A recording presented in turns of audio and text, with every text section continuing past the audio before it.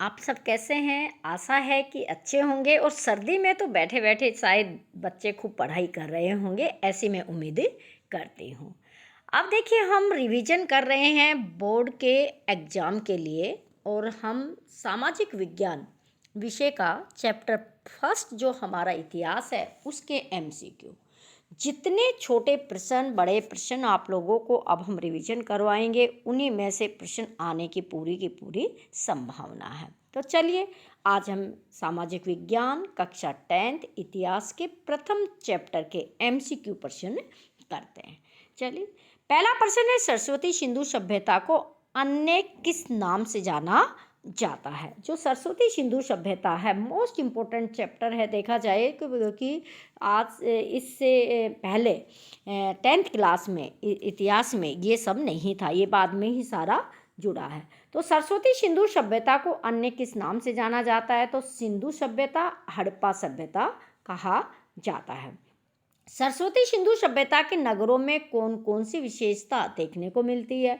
प्रशासनिक भवन, सार्वजनिक भवन और अन्य कार्य। यानी कि ये सारी चीज़ें आप लोगों को समझना क्या है कि बहुत ज़्यादा ज़रूरी है कि किस तरीके से इनमें से हम बड़े प्रश्न भी बना सकते हैं, क्योंकि प्रशासनिक व्यवस्था और ये सारी चीज़ें हैं, ये इसमें हमें अच्छे तरीके से समझनी है। 3 नंबर का प्रश्न भी इसके अंदर आप लोगों का बन सकता है, अगर परीक्षा में जब आता है तो ये 3 नंबर का भी है। प्रशासनिक भवन के बारे में लिखिए, सार्वजनिक भवन, अन्नागार यानी कि अन्न के लिए जो भंडारण किया करते थे। तीसरा प्रश्न है मोस्ट इम्पोर्टेंट कि 19 सेंटीमीटर खंडित पुरुष की परिस्त्र मूर्ति कहाँ से मिली थी? तो वो मोहनजोदड़ो से मिली थी। प्रश्न नंबर 4 है, सरस्वती सिंधु सभ्यता के नगरों में प्राय टीले किस दिशा में मिलते थे? तो पूर्व दिशा में, पश्चिम दिशा में होते थे। ये ध्यान रखना है, बस उत्तर और दक्षिण का ध्यान रखिए। आप इसको ऐसे दिमाग में रखना है कि जम्मू कश्मीर में नहीं था और श्रीलंका की तरफ नहीं था, और इस डायरेक्शन में आप चलेंगे तो आपको क्या होंगे, ये टीले है इसके बारे में मिलेंगे। इनके यानी कि एक तस्वीर बना लीजिएगा, एक आप इधर जा रहे, एक आप इधर जा रहे हैं, ठीक है ना। आपको ऊपर नीचे नहीं जाना, इस तरह आपको जाना है, तो ये आपको ध्यान रहेगा।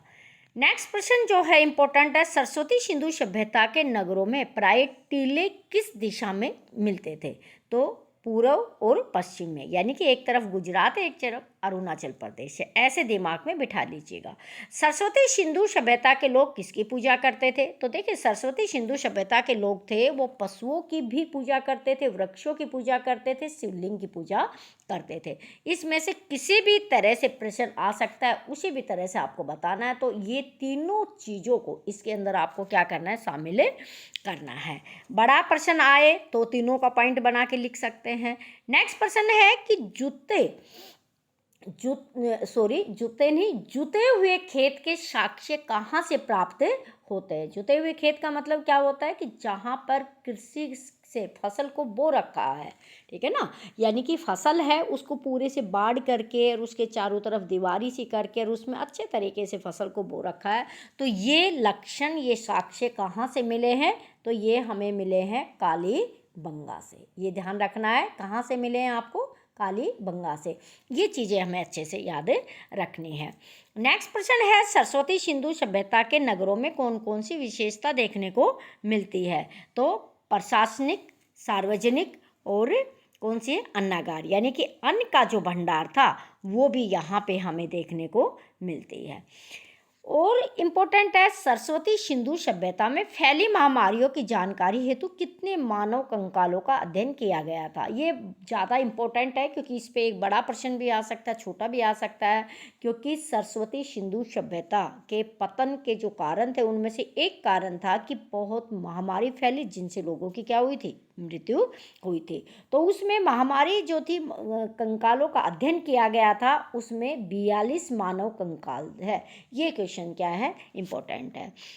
मुझे उम्मीद है कि आपको ये प्रश्न बड़ी जल्दी से याद हो जाएंगे, आप इनको याद रख पाएंगे, ठीक है, और इनको याद कर लीजिएगा, कॉपी में लिख लीजिएगा, और जब भी बोर्ड की परीक्षा होगी, आपका सामाजिक विज्ञान का प्रश्न होगा, तो इन्हीं प्रश्नों में से आपको छोटे प्रश्न इस चैप्टर के मिलेंगे। स्वस्थ रहिए, व्यस्त रहिए, मस्त रहिए, पढ़ाई में मन लगा के रहिएगा। Thanks for watching.